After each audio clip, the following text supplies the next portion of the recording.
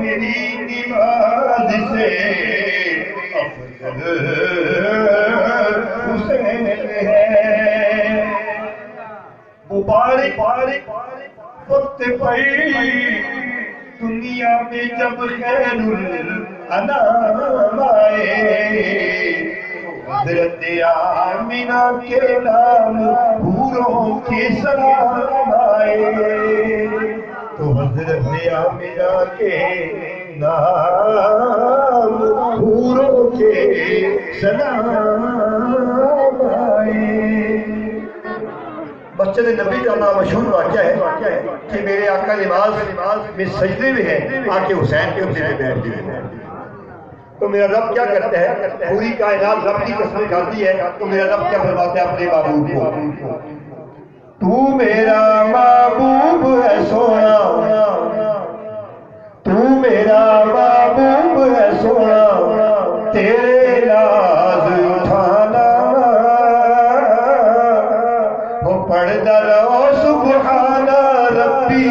میں تینوں پڑھوانا، پڑھدا رہو سبحان ربی میں تینوں پڑھوانا، لوکی میری قسماں کھاندے نے میں تیریاں قسماں کھانا۔ یا رب فرماتا ہے وہ میرے محبوب لوکی میری قسماں کھاندے نے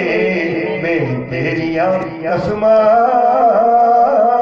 کھانا، وہ رستے چھوڑ دیتا ہوں، وہ منزل چھوڑ دیتا ہوں، جہاں بغض علی دیکھے وہ محفل چھوڑ دیتا ہوں،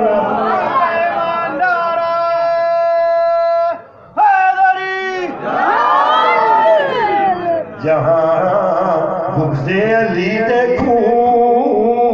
وہ محفل چھوڑ دیتا ہوں۔ مولا علی کی جب مقابلے میں مر و منظر آئے نا تو کیا لڑ سکتے تھے، علی تو کل ایمان ہے، سرکار فرمانے ہیں برز الایمان کل، جب سرکار نے مولا علی کو بھیجا نا کہ کل کفر کے مقابلے میں کل ایمان جا رہا ہے۔ علی کا ذکر میں اس لیے کر رہا ہوں، یہ عبادت ہے، سرکار کا فرمان ہے، ملک کے مجالس کو مجھ سے کہے علی سے بنے ابی طالب اپنی محفلوں کو علی کے ذکر سے عبادت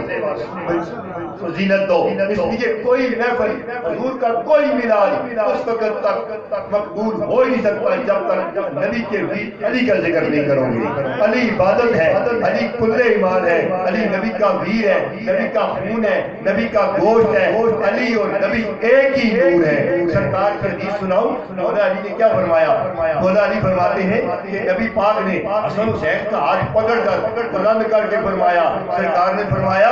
حسن سے پیار کرے، حسین سے پیار کرے، ان کی ماں سے پیار کرے، ان کے باپ سے پیار کرے، دن قیامت کے نبی فرما رہے ہیں دن قیامت کے وہ میرے درجے میں میرے ساتھ ہوگا۔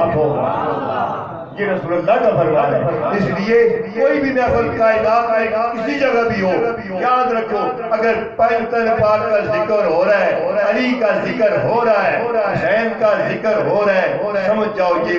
محفل مقبول ہو گئی ہے، جس کو رسول اللہ نے مان لیا ہے۔ اس لیے کائنات میں کوئی محفل قبول ہے جہاں پیغمبر پاک کا ذکر ہو۔ پیغمبر پاک کائنات میں افضل گھرانہ ہے، ایسا گھرانہ کائنات میں